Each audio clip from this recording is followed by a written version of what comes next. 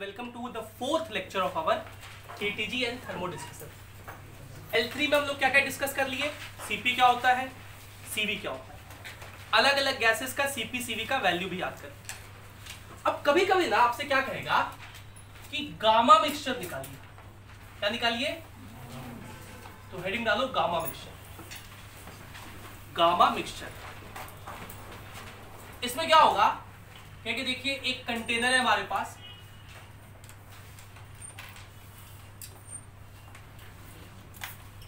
एक कंटेनर है और इस कंटेनर में ना मान लीजिए 3 मोल्स ऑफ हाइड्रोजन है, 3 मोल्स ऑफ हाइड्रोजन है और 2 मोल्स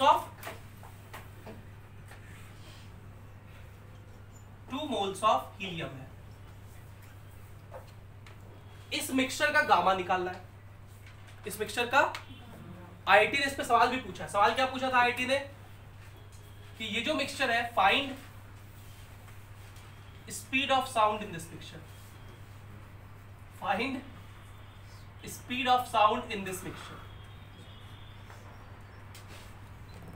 ठीक है, इसी सवाल को कर लेते हैं। आगे हम लोग पढ़ेंगे। देखो इन जनरल ना कॉम्पिटिटिव एग्जाम में 2 चैप्टर्स 3 चैप्टर के कॉन्सेप्ट को मिला करके सवाल पूछा है। तो आगे हम लोग पढ़ेंगे कि स्पीड ऑफ साउंड का फॉर्मूला होता है, किसी भी मीडियम में स्पीड का फॉर्मूला होता है, गैसियस मीडियम में स्पीड ऑफ साउंड का फॉर्मूला होता है under root gamma RT by M, under root gamma RT by M। What is gamma? यही जो अभी निकाल रहे हैं, गामा मिक्सचर। R तो आप जानते ही हैं। What is capital T?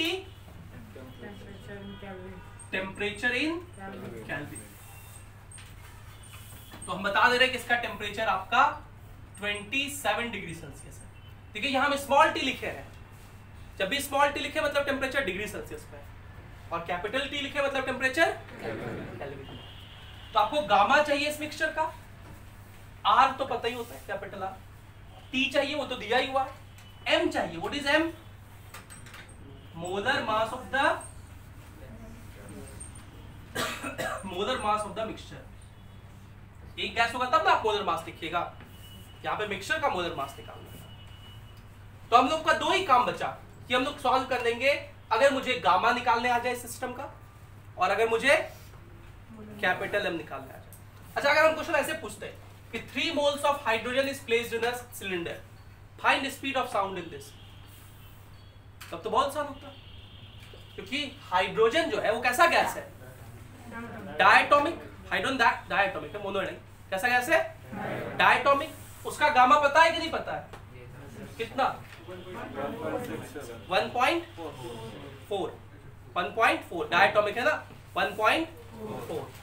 और मोलर मास, हाइड्रोजन का मोलर मास 2 ग्राम। हाइड्रोजन का मोलर मास 2 ग्राम, मतलब 2 × 10⁻³ यहां लिखेंगे। सब ऐसा ही सिस्टम में लिखोगे ना, तो ग्राम में लिखने से थोड़ी वेलोसिटी मीटर पर सेकंड में आ जाएगा।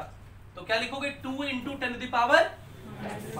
तो उससे साउंड का स्पीड आ जाएगा नहीं आ जाएगा? लिखो, एक सवाल करके दिखाओ, ये वाला पहले ये सवाल करके दिखाओ, तभी ये सवाल करेंगे। Find speed of sound in hydrogen at 27 degree Celsius. Find speed of sound in hydrogen at 27 degree Celsius. Try करो सब लोग, तो देखें। स्पीड ऑफ साउंड का फॉर्मूला बता दिया आपको।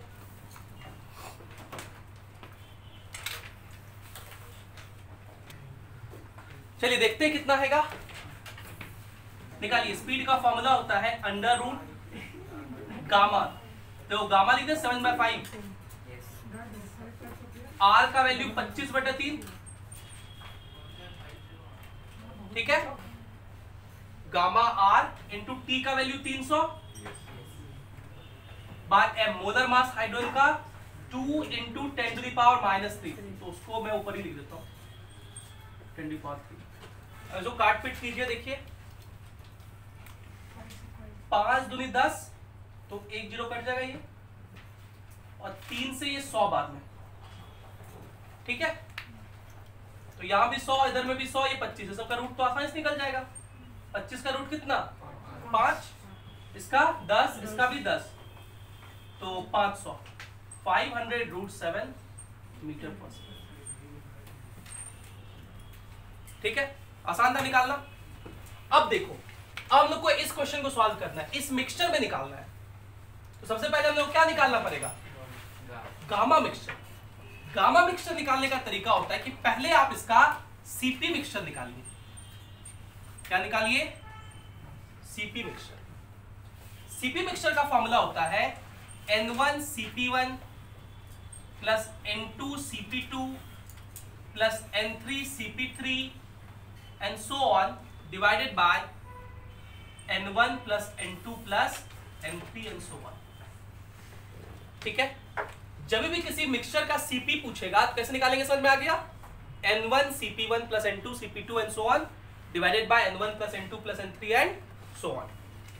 देखो N1 मतलब मोल, पहले वाले का, इसका मोल कितना है 3, इंटू इसका सीपी, हाइड्रोजन का सीपी कितना होता है बोलो 7r/2। कॉपी खोल के रखो सामने, अगर नहीं याद हो रहा है देखोगे बार बार तभी याद होगा। कितना होता है, याद रखने भी सिखाए, क्या याद करवाए, ड्रॉ करवाते हैं याद। सोचो, अच्छा हाइड्रोजन इमेजिन करो, कर लिया इमेजिन, कैसा 2 एटम डायटोमिक, बोलो, तो ट्रांसलेशनल तो 3 होगा ही होगा, रोटेशनल भी कितना होगा 2, टोटल कितना हो गया, तो सीवी का वैल्यू 5r/2, सीपी का वैल्यू प्लस r ऐड कर देंगे तो 7r/2। ठीक, इसका सीपी होगा, सीवी कितना इसका, अब चलो हीलियम, इसका सीवी देख के मत बोलो, अब सोचो, इमेजिन करो, हीलियम कैसा गैस, कितना डिग्री ऑफ फ्रीडम, सिर्फ ट्रांसलेशनल 3 गो, रोटेशनल टोटल, तो सीवी सीपी है ना, ऐसे इमेजिन करो तो हो जाएगा आसान। तो N1 हो गया 3 मोल इसका सीपी तो 7r/2 प्लस N2 कहाँ है, ये इसका मोल कितना है 2, इंटू इसका CP 5r/2 bye N1 plus N2, 2 plus 3 कितना हो जाएगा 5। देखो ये 7 या 21, 5 दूनी 10, तो 31r/10। सीपी मिक्सचर कितना हो गया 31r/10। इसी तरह आप सीवी मिक्सचर भी निकालिएगा, इसी तरह आप क्या निकालिएगा सीवी मिक्सचर। क्या फॉर्मूला होगा सीवी मिक्सचर का, N1CV1 plus N2CV2 and so on upon N1 plus N2 and so on. ठीक है, और गामा क्या होगा, CP mixture by CV mixture. Gamma क्या होता है, सीपी बाय सीवी, तो गामा मिक्सचर इस तरह से निकालता है। फिर आपको और क्या चाहिए, मोलर मास ऑफ मिक्सचर। ये कैसे निकालेंगे, इसी तरह N1M1 plus N2M2 by N1 plus N2 and so on. अब सब निकाल के यहां रख के निकालो, ये वाला क्वेश्चन सॉल्व करके दिखाओ।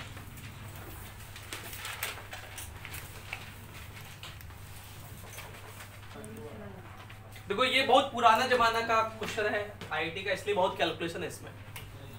सबसे पहले सीवी मिक्सचर निकाले आप लोग, 21r/10 आया होगा, गामा मिक्सचर 31/21। ठीक है, ये सब तो अब डायरेक्ट फॉर्मूला निकाला था। अब रखो इसमें वेलोसिटी ऑफ साउंड, क्या लिखोगे, अंडर रूट गामा का वैल्यू कितना हो गया 31/21, आर का वैल्यू 25/3, टी का वैल्यू 300 और molar mass of the mixture ये निकालो।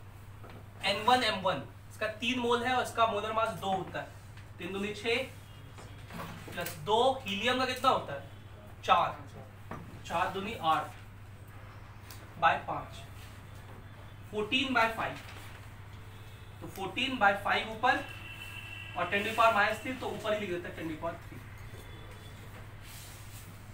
अब इसको हम लोग काट पीट करना है, 3 से काटो, ये कितना बार में कटेगा 100 बार में। ठीक है, 21 को हम लोग लिख दे 7 × 3, बोलो 14 को लिख दे 7 इंटू 2। कोई दिक्कत यहां तक? अब देखो काट पीट कर रहा है, मतलब रूट ले रहा है। ये जो 100 है इसका रूट हो जाएगा 10, ये जो 25 है इसका रूट हो जाएगा 5। तो इधर में से मुझे 50 मिल गए।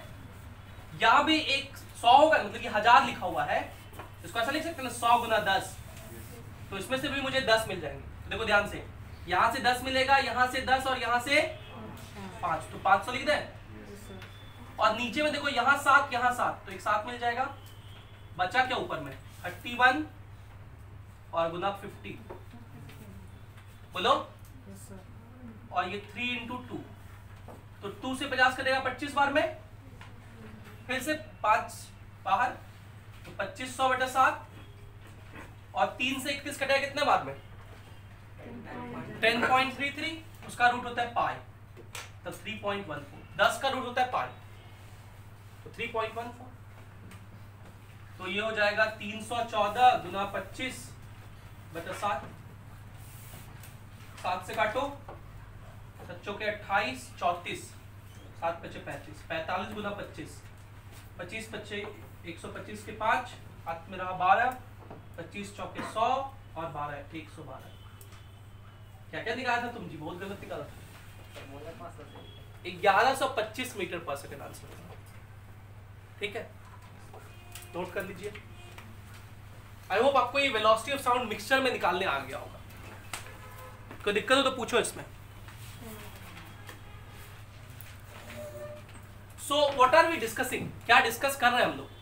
KTG and thermodynamics. पहला लॉ बॉयल्स लॉ, जिसमें टेम्परेचर कांस्टेंट होता है तो pressure inversely proportional to volume होता है। ठीक, इस प्रोसेस को आइसोथर्मल प्रोसेस कहते हैं। और हम लोग एक मिशन पे चले हैं कि इस आइसोथर्मल प्रोसेस में हीट का क्या फॉर्मूला होता है। हमने पढ़ा हीट का फॉर्मूला होता है NC डेल्टा T, और ये डिस्कस किया कि C दो तरह का होता है, CP और CV। एक को molar heat capacity at constant pressure और एक को molar heat capacity at constant volume. लेकिन मेरा तो केस ये है कि टेम्परेचर कांस्टेंट है ना। लॉन्ग स्टोरी शॉर्ट, अभी तक हम लोग का मिशन कंप्लीट। हम लोग तो इसी खोज में चले थे कि हीट का फॉर्मूला डिराइव कर से किसके लिए? आइसोथर्मल डिराइव हुआ है। नहीं, अपना मिशन नहीं भूलना है, उसी मिशन की तरफ अग्रसर रहना है। मिशन तो यही था ना भाई। तो चलो आगे बढ़ते हैं उस मिशन के लिए। आगे एक टॉपिक पढ़ रहे थे हम लोग, change in internal energy. Change in internal energy, इसको डेल्टा यू से लिखते हैं। देखो सब राज धीरे धीरे खुलेगा। अब सब राज धीरे धीरे खुलेगा कि काहे इतना कुछ मेहनत करना पड़ रहा है। चेंज इन इंटरनल एनर्जी, तो जब किसी बॉडी को हीट देते हैं, जब किसी बॉडी को हीट देते हैं तो ये सारा का सारा हीट उस बॉडी के टेम्परेचर को बढ़ाने में नहीं जाता है। कोई जरूरी नहीं है कि इस बॉडी इस जितना हीट दिए सारा का सारा हीट इस बॉडी के टेम्परेचर को बढ़ाने में चला जाए, ऐसा कोई जरूरी नहीं है। कुछ पार्ट हीट इसके इंटरनल एनर्जी को बढ़ाने में जाता है और बाकी पार्ट कहीं और यूज हो जाता है। और वो कहीं और कहां यूज होता है वो हम लोग का अगला डिस्कशन होगा। पहले इसका इंटरनल एनर्जी समझते हैं। इस बात को, इस पूरे कहानी को ऐसे समझिए, जैसे मान लो ये प्रणव एक बच्चा है, इसको हम 100 रुपया दे दें अभी, ठीक, तो ये हुआ हीट सप्लाई। ये क्या हुआ? Heat supply. तो प्रणव क्या करेगा, इसमें से 60 रुपया बैंक में जाके जमा कर देगा। बैंक में इसके पास कुछ रुपया होगा, 500, 6000, 2000 जो भी होगा। वो जो 60 रुपया है उससे उसका बैंक बैलेंस क्या हो गया? बढ़ गया, 60 रुपीज बढ़ा। तो मुझे इस बात से मतलब नहीं है कि प्रणव के बैंक में कितना एनर्जी था, इंटरनल एनर्जी कितना था उससे मतलब, लेकिन उसका इंटरनल एनर्जी कितने से चेंज हुआ वो हम लोग को पता चल गया। कितने से चेंज हुआ? 60 से। ठीक है, 60 से उसका इंटरनल एनर्जी चेंज हुआ। तो क्या हीट और इंटरनल एनर्जी सेम होता है? बोलो, या क्या हीट या इंटरनल एनर्जी चेंज पूरा बराबर होता है? हो भी सकता है, नहीं भी हो सकता। ऐसा भी हो सकता है ना, प्रणव क्या करे, 100 रुपया दिए तो 100 का 100 रुपया बैंक में जाके जमा कर दे, बोलो। लेकिन अभी वो कितना कर रहा है? 60। इसको हम लोग इंटर एनर्जी चेंज कहते हैं। और इसको कैलकुलेट किया गया और कैलकुलेट करके निकाला गया तो इसका फॉर्मूला देखा गया कि हमेशा NCV delta T, change in internal energy का फॉर्मूला हमेशा क्या होता है? NCV delta T. This is always valid. आप लोग सोच रहे हैं कि सर आप ये क्यों लिख रहे हैं ऑलवेज वैलिड? हम लोग समझेंगे ये हमेशा यही फॉर्मूला होता है। तुम लोग कंफ्यूज हो गए इसलिए हम बता रहे हैं कि ये हमेशा वैलिड है। कंफ्यूजन ये होगा कि आप लोग सोचिए कि सर अभी तो आप बताए थे कि जब वॉल्यूम कांस्टेंट होगा तब CV लेंगे, जब प्रेशर कांस्टेंट होगा तो CP लेंगे। तो आप बोल रहे हैं डेल्टा U हमेशा लिखो NCV डेल्टा T, इसमें तो CV लिखा हुआ है, मतलब वॉल्यूम कांस्टेंट होना चाहिए। ऐसा नहीं है। हम जो बोले और आप जो उसको इंटरप्रेट किए दोनों अलग अलग चीज किए। हम क्या बोले कि हीट का फॉर्मूला Q क्या होता है? NC delta T। Q क्या होता है? NC delta T। उसका फॉर्मूला NCV डेल्टा T लिखेंगे अगर वॉल्यूम कांस्टेंट रहा, और NCP डेल्टा T लिखेंगे अगर प्रेशर कांस्टेंट रहा। मतलब हीट का फॉर्मूला अलग अलग केस में अलग अलग होता है, लेकिन डेल्टा U हर जगह सेम रहता है। अरे भाई CV तो एक वैल्यू है। अभी तो देखिए हम लोग कि अलग अलग गैस का CV का वैल्यू फिक्स होता है। मोनो एटॉमिक गैस का कितना होता है, डायटॉमिक गैस का कितना होता है। तो CV क्या है? बस एक वैल्यू है, उस वैल्यू को लिखना है। क्लियर? तो कोई भी प्रोसेस हो CV का फॉर्मूला यही होगा। हम लोग को अच्छा एक बात पता चल गया कि अगर आइसोथर्मल प्रोसेस भी रहा तो CV का फॉर्मूला यही होगा। बोलो ठीक है? यही तो हम लोग शुरुआत की लेक्चर, पहले लेक्चर से क्या शुरुआत किए थे? कौन सा प्रोसेस? Isothermal process. तो उसमें भी CV का फॉर्मूला, उसमें भी डेल्टा U का फॉर्मूला यही रहेगा। तो अगर हम बात करें फॉर आइसोथर्मल प्रोसेस,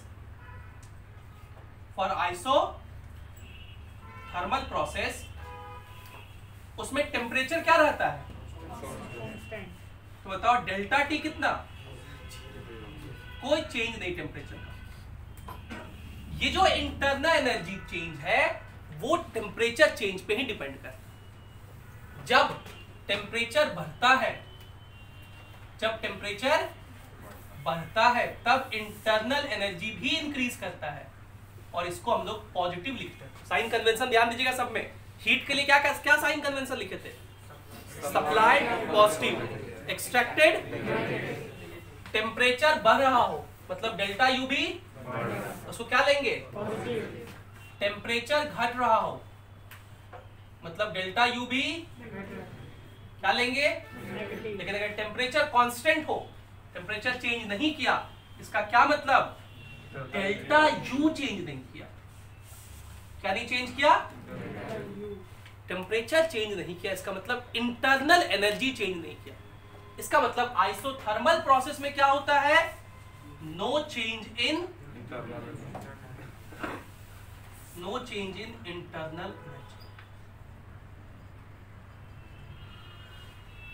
ये पता चल गया हम लोग को कि इंटरनल एनर्जी में कोई चेंज नहीं हो रहा।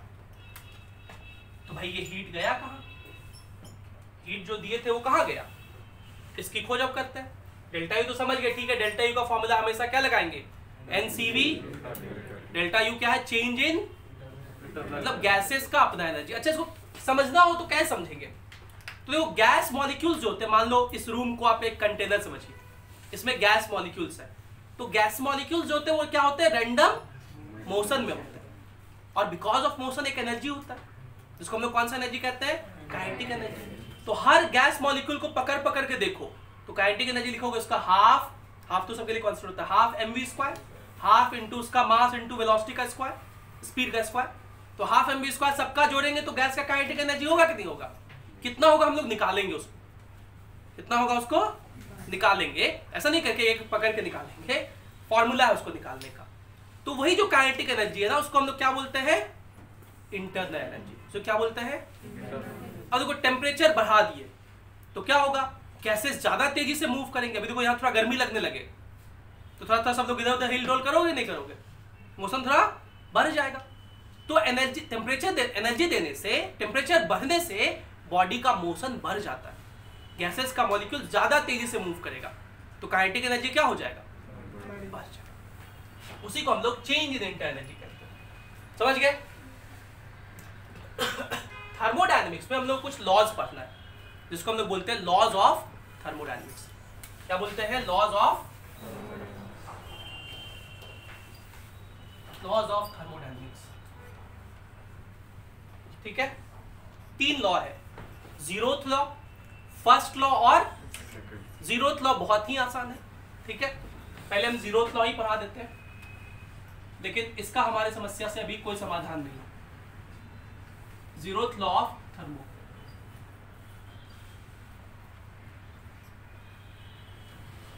जैसे ये प्रियांशु है, कितना साल का है प्रियांशु? 60। तो प्रियांशु और मेरी एज बराबर है, प्रियांशु 16 साल का, हम भी 16 साल के। तो मेरा और प्रियांशु का एज बराबर है भाई, सही बात बोल रहे हैं यार, एक आध 2 महीना फर्क होगा। ठीक है, प्रियांशु 1-2 महीना बड़ा होगा हमसे, मान लो। तो मेरा और प्रियांशु का एज क्या है? बराबर है। हम ए, प्रियांशु बी। चाहिए, इसका क्या नाम क्या है? रोहित। तो रोहित कुमार सतपति और प्रियांशु का एज भी बराबर है। तो मेरा और रोहित का एज बराबर होगा कि नहीं होगा? इसी को हम लोग जीरोथ लॉ ऑफ थर्मोडायनेमिक्स करते हैं। Very easy. अब थोड़ा टेक्निकल टर्म में ये बोलेगा, क्या बोलेगा कि अगर एक सिस्टम ए है, अगर एक सिस्टम क्या है? ए है, और ये जो सिस्टम ए है ये बी के साथ थर्मल इक्विलिब्रियम में है। किसमें है? तो what is this meaning of thermal equilibrium? Thermal equilibrium का क्या मतलब होता है? देखो, टेम्परेचर जो होता है वो एक पैरामीटर है जो कि डिसाइड करता है कि हीट कहां से कहां फ्लो करेगा। हीट कहां से कहां फ्लो करेगा, ये कौन डिसाइड करता है? टेम्परेचर। हीट कहां से कहां फ्लो करता है? हायर टेम्परेचर से लोअर टेम्परेचर तक। हीट कहां से कहां फ्लो करता है? हायर टेम्परेचर से लोअर टेम्परेचर तक। इसका मतलब ये नहीं कि जिसका टेम्परेचर ज्यादा उसके पास ज्यादा हीट है। इस बात को है समझिए कि मेरे पास 2000 रुपया है और रोहन के पास 500 रुपया। ठीक है, हम बहुत कंजर आदमी, क्या कर लोगे बोलो? और वो बहुत दयालु है। अब एक बगल में कोई छोटा बच्चा आया जो भीख मांग रहा था, तो बोला कि सर कुछ दीजिए ना, बहुत दिन से भूखे, बक बक पढ़ाई लिखा करो। और रोहन 10 रुपया निकाल के दे दिया। तो क्या ज्यादा पैसा होने का मतलब ज्यादा फ्लो करेगा? नहीं। मेरे पास ज्यादा पैसा था ना, 2000 रुपया था ना, लेकिन क्या हम दे पाए? नहीं। मतलब हीट ज्यादा होना कम होना इज इररिलेवेंट, उसकी बात ही नहीं करते हम लोग। हीट कहां से कहां फ्लो करता है? हाई टेम्परेचर से लो टेम्परेचर। तो कौन डिसाइड करेगा कि रोहन पैसा देगा कि हम? काइंडनेस। कौन डिसाइड करेगा? काइंडनेस। ये डिसाइड नहीं करेगा कितना मनी है, kindness decides. Similarly heat flows from higher temperature to, so it is the temperature which decides that in which direction heat will flow. ठीक है, so heat flows from a body at higher temperature to a body at lower temperature, and it flows till both bodies acquire equal temperature. अब रोहन पैसा दे रहा है, 10 रुपया दिया, बोला भैया थोड़ा और दीजिए ना, और 10 रुपया दिया, देते जाएगा। एक समय दोनों के पास 250 रुपया हो गया, 500 था उसके पास, और उसका देगा वो, लगा भाई अब तुम अमीर हो जाओगे, फिर अमीर को लेना पड़ेगा। ठीक है, तो इसी को हम लोग क्या बोलते हैं? Thermal equilibrium. कि हीट फ्लो करेगा दोनों के बीच, फ्लो करते रहेगा। कब तक करेगा? जब तक दोनों का टेम्परेचर बराबर नहीं हो जाता। मतलब TA is equals to TB। Similarly अगर B C के साथ थर्मल इक्विलिब्रियम में है, T से लिख देते हैं, इसका मतलब B का टेम्परेचर और C का टेम्परेचर, तो इन दोनों इक्वेशन से कंबाइन करके क्या कहेंगे हम लोग? इसी को हम लोग जीरोथ लॉ ऑफ थर्मोडायनेमिक्स कहते हैं। जीरोथ इसलिए कहते हैं क्योंकि बहुत बेसिक लॉ है ना। बचपन में 0 घंटे होता था ना, नहीं होता था आप लोग का? हम लोग का 0 घंटे होता था, उसमें जो बेसिक चीजें सब पढ़ाया जाता था। पहाड़ा, ठीक है, 19 का टेबल, पापा लोग 22 का टेबल सिखाते थे, है ना। नहीं सीखे तो 2-4 डंडा खींच के मारते थे, बेसिक सब। चाहे आप 10th क्लास में भी क्यों ना हो, 0 घंटे होता था। आप लोग का हुआ है?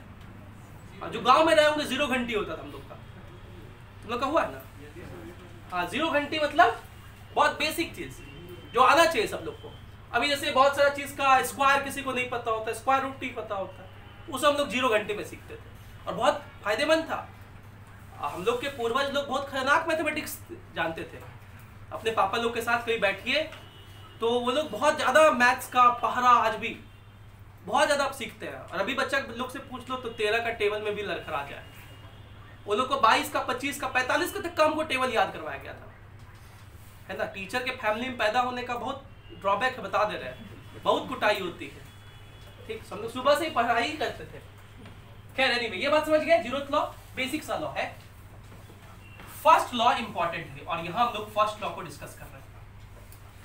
फर्स्ट लॉ कहता है कि अगर किसी सिस्टम को हीट दिए तो ये जो हीट है ना, ये दो जगह यूटिलाइज होगा। ये हीट कहां कहां यूटिलाइज होगा? दो जगह। अगर प्रणव को हम 100 रुपया दिए तो ये दो जगह यूटिलाइज हो सकता है। एक इसके बैंक बैलेंस को इंक्रीज करने में, और दूसरा ये समोसा खा लेगा, उसको वर्क कहेंगे। उसको क्या कहेंगे? मतलब ये जो Q है ये दो पार्ट में यूज होगा, डेल्टा U और वर्क। इंटरनल एनर्जी को चेंज करने में और work done by the system में, ठीक है। अभी वर्क क्या होता है वो हम लोग अगली क्लास में पढ़ेंगे। पहले भी Q का फॉर्मूला लिख लें। क्या लिखेंगे? Delta U plus W। And what is W? Work. अब वर्क के लिए भी साइन कन्वेंशन होता है। अगर लिखे work done on the system, अगर लिखे work done on the system, तो ऑन का मतलब वॉल्यूम घटेगा, और ऐसे केस में वर्क को नेगेटिव लेंगे। अगर कहे work done by the system, तो ऐसे केस में वॉल्यूम बढ़ेगा और इसको पॉजिटिव लेंगे। ध्यान दीजिएगा ना, साइन कन्वेंशन कुछ कुछ फिजिक्स में अलग होता है, केमिस्ट्री में अलग होता है। जैसे वर्क का साइन कन्वेंशन हम लोग जो लिखे हैं, केमिस्ट्री वाले लोग इसको उल्टा लिखते हैं। उसका रीजन है क्योंकि वो लोग वर्क को उल्टा डिफाइन ही करते हैं, ठीक। तो जब आप केमिस्ट्री क्वेश्चन सॉल्व करेंगे तो आप फिजिक्स का साइन कन्वेंशन एकदम धड़ल्ले से लगाइए, कोई दिक्कत नहीं। लेकिन सारा साइन कन्वेंशन किसका लगाना? फिजिक्स का। ऐसा नहीं कि आधा फिजिक्स का लगा दिया आधा केमिस्ट्री का। साइन कन्वेंशन कुछ नहीं है, एक तरीका है क्वेश्चन को सॉल्व करने का। तो सारा साइन कन्वेंशन आपको केमिस्ट्री वाले सर भी बताएंगे कि आप फिजिक्स का ही लगाइए, कोई दिक्कत नहीं, ठीक। और फिजिक्स का थोड़ा आसान है, समझने लायक ये होगा कि वॉल्यूम बढ़ रहा है, इसका मतलब गैस ही वर्क कर रहा होगा, तब ना पिस्टन ऊपर जा रहा होगा, तो वर्क हो रहा है, इसलिए पॉजिटिव लिखेंगे। और भी समझाएंगे क्यों फिजिक्स वाला थोड़ा आसान होता है, केमिस्ट्री वाला इसलिए थोड़ा कठिन लगता है। तो आप इसलिए कोशिश कीजिएगा फिजिक्स वाला यूज करने का केमिस्ट्री में भी, ठीक है। इतना बात समझ में आ गया? ये फर्स्ट लॉ सेकंड लॉ, इसको लिखो थोड़ा सा जल्दी, लिखो जल्दी से। Zeroth law of thermodynamics. पहले इसको लिखना है क्या? पहले ये लिख लो, पहले इतना लिख लो, फिर हम डेफिनेशन लिखा देंगे।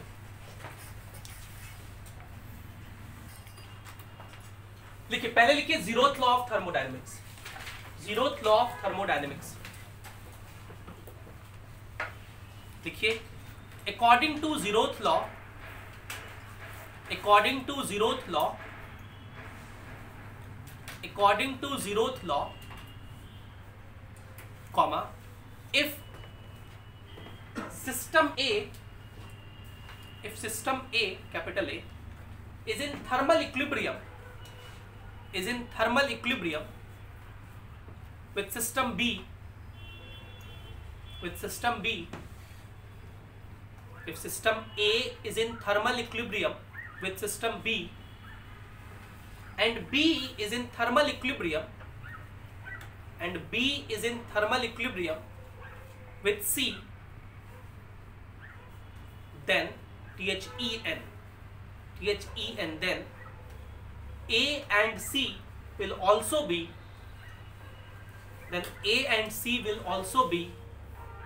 in thermal equilibrium,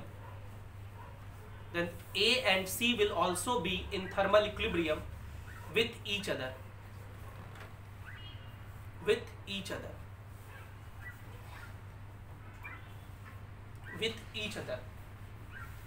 full stop। यही क्या है? Zeroth law. अब लिखो first law of thermodynamics. First law of thermodynamics,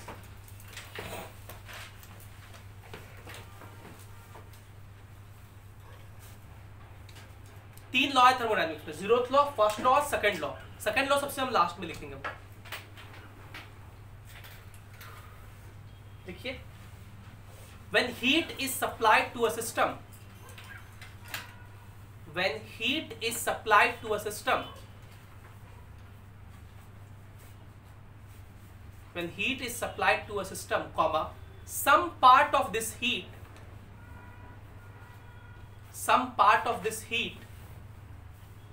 is used in,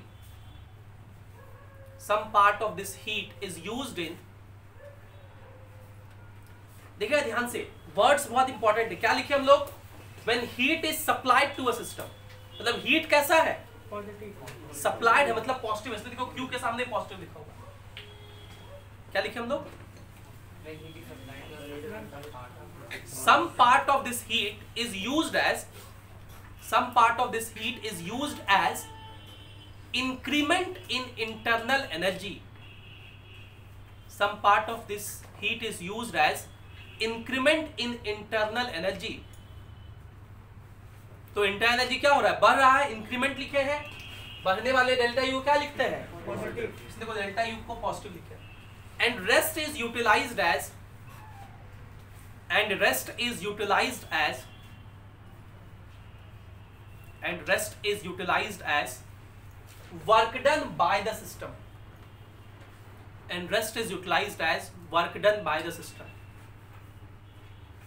work done by the system.